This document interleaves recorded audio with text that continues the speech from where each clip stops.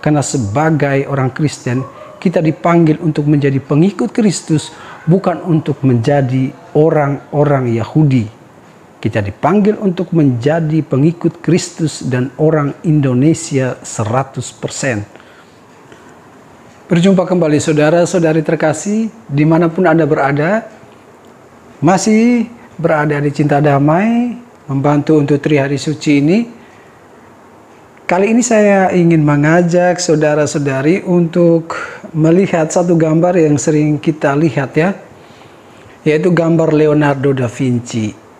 Saya mau sedikit untuk memberikan penjelasan berhubungan dengan teologi kontekstual dalam gereja Katolik.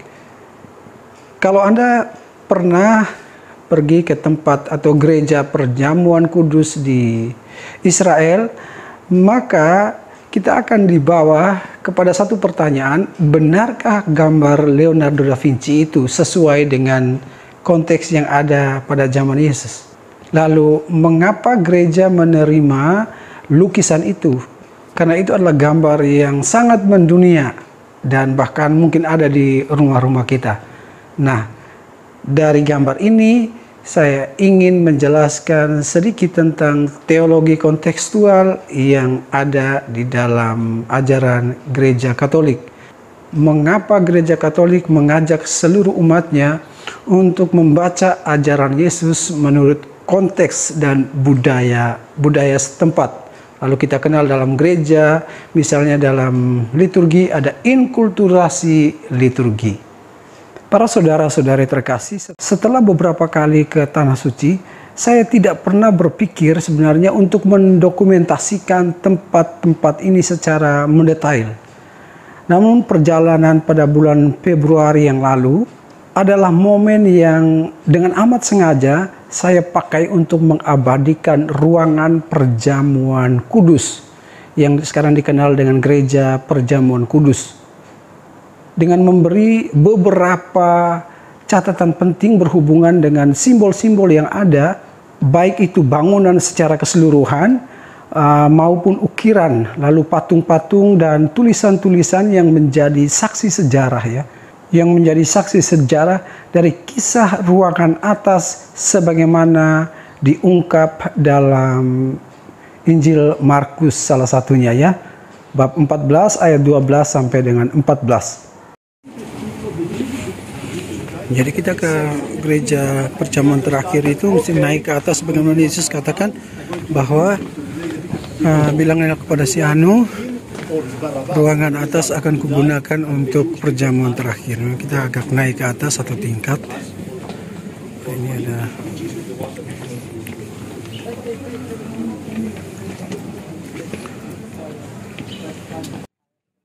kita memasuki ruang perjamuan terakhir. Ini sudah menjadi gereja, namanya Gereja Perjamuan Terakhir. Pada hari pertama dari hari raya tidak beragi, pada waktu orang menyembelih domba Paskah, murid-murid Yesus berkata kepadanya, "Ke tempat manakah engkau kehendaki kami pergi untuk menyiapkan perjamuan Paskah bagimu?" Lalu Yesus menyuruh dua orang muridnya dengan pesan, "Pergilah ke kota." Ini yang dimaksudkan kota di depan mereka, yaitu kota Yerusalem. Pergilah ke kota. Di sana kamu akan bertemu dengan seorang yang membawa kendi berisi air. Ikutlah dia. Dan katakanlah kepada pemilik rumah yang dimasukinya, pesan guru, di manakah ruangan yang disediakan bagiku untuk makan Paskah bersama-sama murid-muridku. Lalu orang itu akan menunjukkan kepada kamu sebuah ruangan atas yang besar, sudah lengkap dan tersedia, dan disitulah kamu harus mempersiapkan perjamuan Paskah untuk kita. Para saudara-saudari terkasih, inilah ruangan atas itu, yang cukup besar untuk perjamuan makan 13 orang. Lalu di bekas ruangan ini, para saudara-saudari terkasih, di bekas ruangan ini kemudian dibangun sebuah gereja dengan struktur bangunan gotik yang nampak pada tiang-tiang serta cekungan khas di bagian plafonnya. Para saudara, berada di ruangan ini kita akan dibawa pada masa lampau, bahwa benar firman yang menjadi manusia itu sungguh-sungguh hadir dalam sejarah manusia yang berlumur dosa. Para saudara, ruangan ini juga menjadi saksi sejarah tentang perang dan juga perdamaian. Pada mulanya tempat ini adalah ruang perjamuan, sebuah rumah biasa. Kemudian menjadi gereja perjamuan akhir. Simbol tentang pesan perjamuan akhir itu akan sangat nampak terlihat pada penopang-penopang tiang bagian atas. Terdapat patung burung pelikan. Lalu pertanyaan kita, apa artinya burung pelikan? Ada di Bukit Zaitun, di mana tiang ini melambangkan, kalau Anda lihat di situ ada burung pelikan. Pelikan itu di sini orang Muslim membangun ini sebagai kubah atau dome untuk masjid. Ada burung pelikan. Burung pelikan itu melambangkan redemption atau penebusan. Karena burung pelikan, jika anaknya tidak makan, ibunya akan memberikan darahnya supaya anaknya bisa makan. Jadi itu seperti melambangkan Tuhan Yesus yang Dia menebus kita sebagai manusia, darahnya ditebus.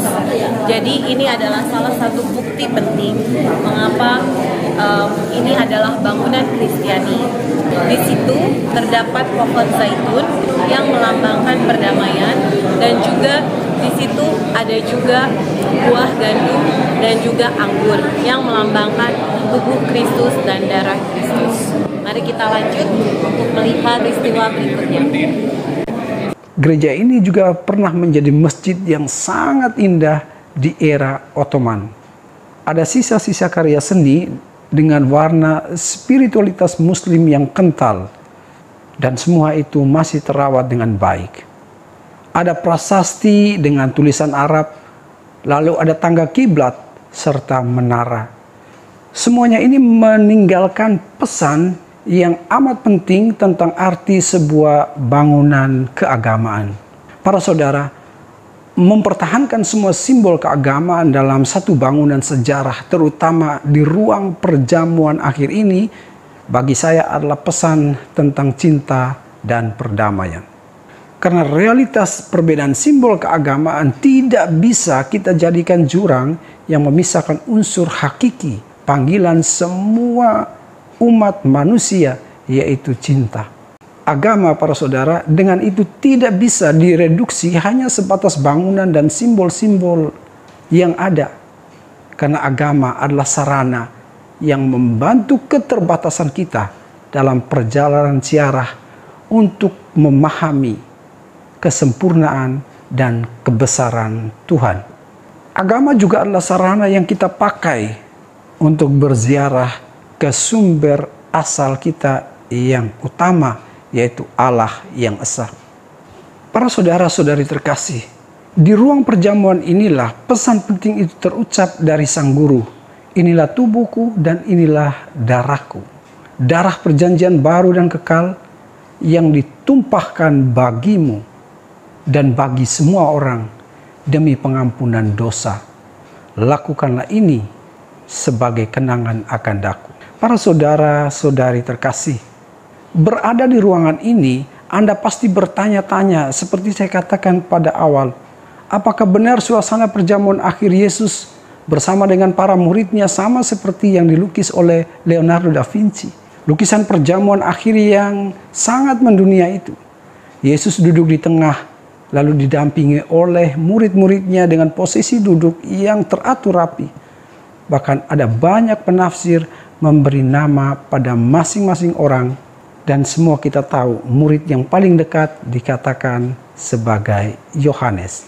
Ruangan ini menunjuk bahwa saat itu tidak ada kursi, karena yang terjadi sebenarnya adalah perjamuan ala orang Yahudi dengan posisi duduk setengah berbaring.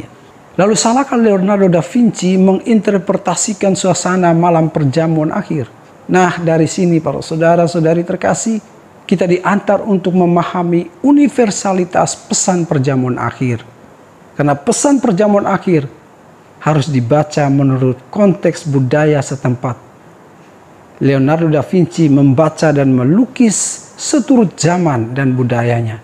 Demikianlah seluruh umat Kristen di dunia harus membaca pesan akhir dalam perjamuan ini dalam konteks budayanya. Demikian pun gereja di Indonesia membaca dalam ragam budaya yang dimiliki oleh segenap suku yang ada di dalamnya. Karena sebagai orang Kristen, kita dipanggil untuk menjadi pengikut Kristus, bukan untuk menjadi orang-orang Yahudi. Kita dipanggil untuk menjadi pengikut Kristus dan orang Indonesia 100%. Kita harus menjadi orang Indonesia asli yang bangga dengan budaya dan adat istiadatnya.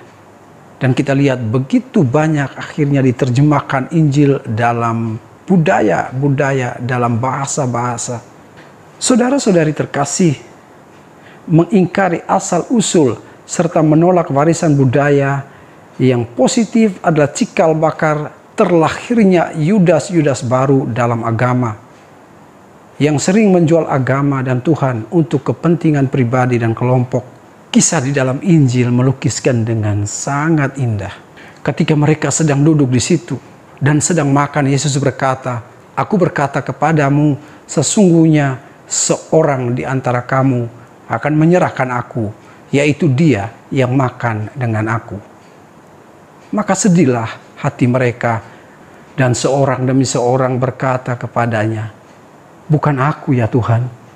Lalu ia menjawab, "Orang itu ialah salah seorang dari antara kamu 12 ini. Dia yang mencelupkan roti ke dalam satu pinggan dengan aku. Anak manusia memang akan pergi sesuai dengan apa yang ada tertulis tentang dia. Akan tetapi celakalah orang yang olehnya anak manusia itu diserahkan. Adalah lebih baik orang itu sekiranya ia tidak dilahirkan." Para saudara-saudari terkasih, ini pesan penting. Marilah kita masuk dalam perjamuan budaya kita, dalam cara kita beriman sebagai orang Indonesia dan bukan orang Yahudi. Marilah kita membuka pintu perjamuan bagi siapapun, bukan untuk menjadi seperti kita, tetapi agar cinta dan pengampunan para saudara menjadi santapan dalam ziarah hidup yang sementara ini. Tuhan memberkati saudara-saudari terkasih. Salam dari Paroki Cinta Damai, Kota Batubara.